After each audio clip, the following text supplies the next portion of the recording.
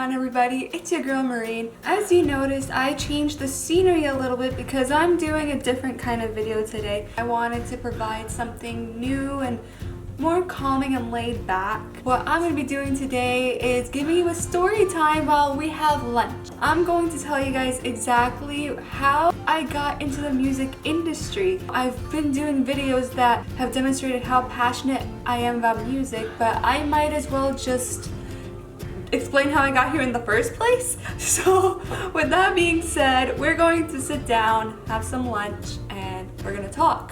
For today's menu, we're having Alfredo and sushi with Cajun. If Cajun was a person, I'd marry it. I know it's like an interesting combination, but it is so good. Let's dig in. Basically, how I got into music in the first place. Let's take it all the way back to the beginning. Before I was born, my dad was in a band, and that is exactly how he met my mom. I hope I meet my soulmate that way. My dad was performing with his band, I guess like in some outdoor kind of show, and my mom went to his concert not knowing who he was. It was just kind of like a everyone could attend kind of thing. My mom went with her family on her last day on vacation in Alexandria, Egypt. My dad was on stage doing his thing, and it was love at first sight, to put it simple. And then a few years later, I come along. I actually was born loving music. Whenever I cried, I did not need a pacifier. I didn't need a toy or a baby bottle. I literally would stop crying only if my parents played this certain Arabic song. I can't quite remember the name. I'm going to put it in right here in post. There is proof of this on some home videos actually. At my birthday, I started crying. My mom literally ran to, I guess, like the cassette player, and they played the song and I stopped crying. So I was a music lover, really. And you know, growing up, I was a very creative kid. I did a lot of theater from elementary to the middle of high school. I was drawing since I was 7. I really loved acting and art and things in that nature. In the same time, I also had this dream that I wanted to be a music video director, because I always sat in the car looking out the window, listening to music, and would just imagine the most vivid music videos. I sometimes have dreams about them too, which is crazy. I was a big music video kind of person. That was my favorite outlet. Before I really started taking this seriously, I actually had some artist goals in mind that I wanted to work for. In 2015, I was at the end of high school. At that time, lo and behold, our girl Alessia Cara was starting to get big on the radio with her song Here. I stumbled upon it in August 2015 when I was on my way home from vacation. I connected with Alessia on social media. I went to her concerts, I did a lot of fan projects for her, and I had all these ambitions of, you know, making music videos for her, because her music just like clicked with me creatively. I started college in 2016, so at that time I saw Alessia in concert, and you know, I wanted to get experience. I could get a professional sense to make music videos for her and a bunch of other artists, of course. College comes around and I started out as a video production major. I wanted to really take this seriously. I joined film club and I made some friends. I wanted to make connections and have like experience, you know, hands-on actually making something. I actually did not succeed in making a whole music video then, but I did get experience in collaborating with people in their films, and I'm really happy about that, and I made really great friends for life. I also obviously took a lot of film and editing classes, but the truth of the matter is I wasn't good in a class environment. I was better off teaching myself. I taught myself Premiere Pro from the beginning. The classes that I took, you know, I kind of took what I remembered and then re-taught myself everything. I became obsessed with editing. 2017, I became a fan of this wonderful band called Chase Atlantic. I went to what was supposed to be a free acoustic show in Asbury Park for Chase Atlantic while they were on the gossip tour with Sleeping with Sirens. They gave me this push to, you know, pursue music video directing. I told Christian about it. It was a very intimate setting with maybe 30 people. He encouraged my goals and he encouraged my dreams, and from then it was kind of game set. lo and behold, this YouTube channel was born. I wanted to have an outlet to express my dedication for all these artists. I didn't think I had like the luxury of filming proper music videos at that time, so I wanted to film something else. I wanted to do reaction videos. Hey guys, it's Maureen. This is the first time taking YouTube videos seriously that is not a vlog. That is something that to this day I'm so grateful I did, because it was the beginning of something I didn't know was gonna keep on to this day. I did reaction videos solely for Chase Atlantic. I did cartoon, comic, music videos for Chase Atlantic too. They're all archived now. When they were out, Chase Atlantic loved them. The fan base loved them. It was the beginning of my foot entering the door in the music industry. It was kind of really just me being a fan that really got me here in the first place, if you really think about it. And then so in 2018, I met someone that changed my life in a way that I couldn't even imagine and I can't even repay her for. I met my best friend, Brie Bourne. This was at the We Were Here tour with Lights and Chase Atlantic. She approached me asking if I had a YouTube channel because she saw my vlogs and old reaction videos. She was gonna interview Chase Atlantic that day. She came up to me and she's like, "Excuse me, do you have a YouTube channel?" And I was like, "Me?" And I was like, "Yeah." That was like one of the first times I got recognized. It was really cool. She told me she lives 10 minutes from me after I told her the town I live in. And I was like, "Ayo, what?" We exchanged contact information and then we just became best friends. This led to a domino effect of a million other people that came into my life. Brie and I are still best friends. We are to this day. Looking back at it now, I realized that being a fan is what got many people in the door to begin with. And the taboo that fans can't be in the music industry should end. It's very possible to be a big fan of someone and work in a professional sense with that artist. And I've learned that, you know, I'm glad that I got to see that for myself. So those videos took me far. Fast forward 2019, my YouTube channel was taking off and it was solely just for Chase Atlantic and a little miscellaneous here and there. And this is where everything really takes off. This is where I really expanded. She introduced me to this band called Greta Van Fleet. In March 2019, I was already such a big fan of Greta Van Fleet. They really inspired me to get into animation. I was very intimidated by it at first, but I achieved it. Every time I take a bite of this pasta, it hits. It really hits. I was actually, I remember, in such a bad place in my life. I was questioning if I was good enough to do anything that I wanted. It was the only time I was 99% close to giving up, and I nearly did. I had a whole mental breakdown. It was a bad time.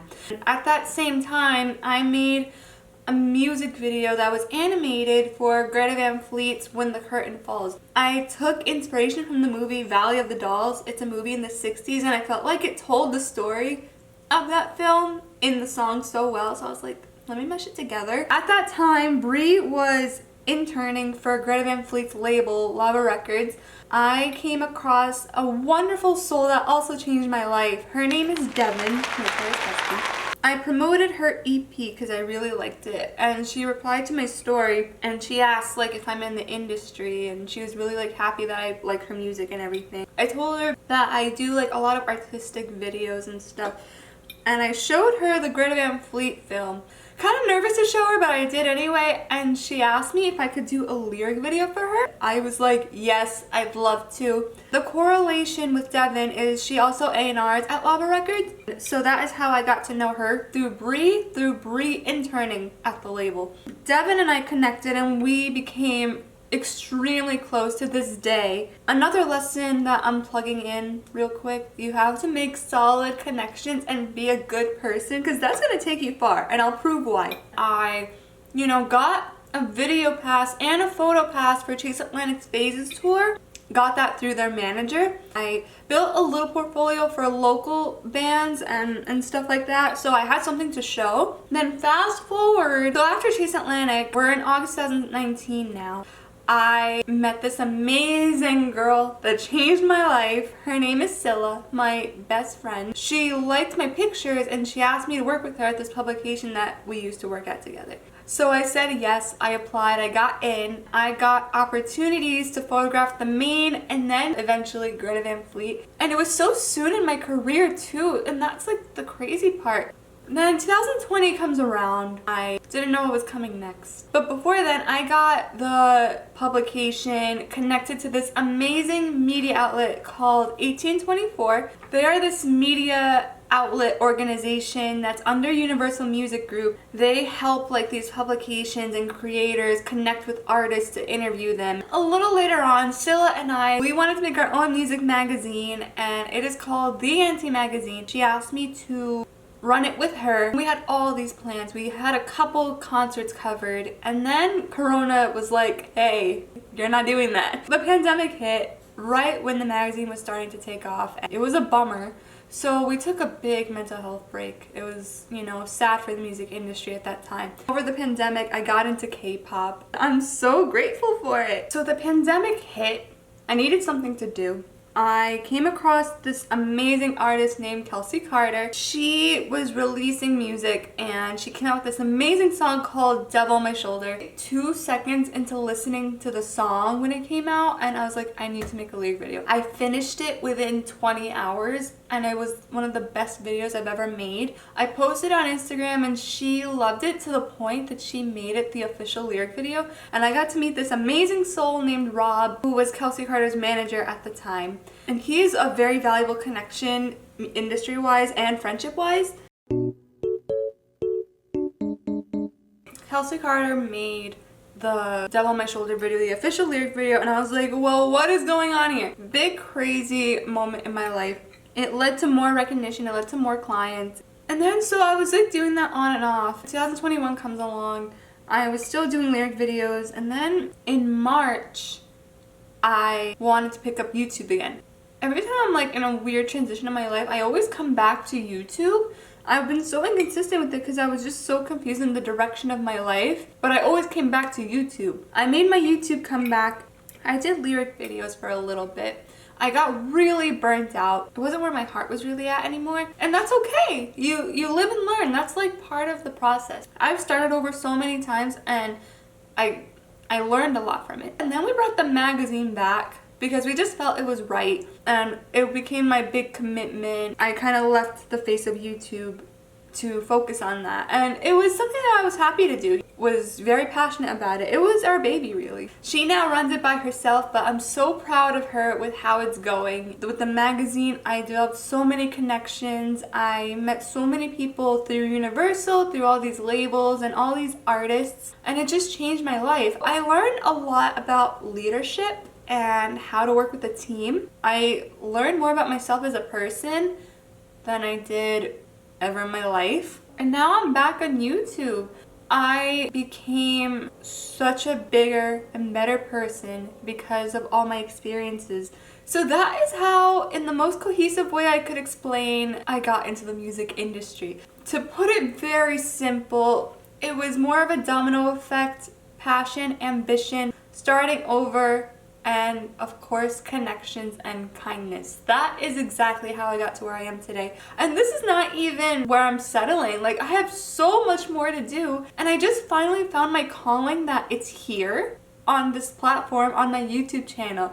I realized like I could use my creative assets for myself and just take off from here and help my friends in any way I can, and still be a support system and still use my knowledge to help other people and inspire other people while having initiative here. And I'm really glad I made this channel years ago, and I'm so excited to see where it goes from here. I can't wait to see all the opportunities that arise from here, and I can't wait to see all the doors that open, and all the music, of course. This is basically my origin story of how I got into music in the first place, and then how I got into this industry. I hope you guys enjoyed this video like I enjoyed my lunch. And with that, we got an empty plate, and I'm so happy. This is my first story time. I hope you guys enjoyed this new kind of video. I want to diversify my content a little, so I hope that this is a way to do so that you guys like. And if you like what you saw, please don't hesitate to subscribe, hit the thumbs up button, comment, share, the whole thing.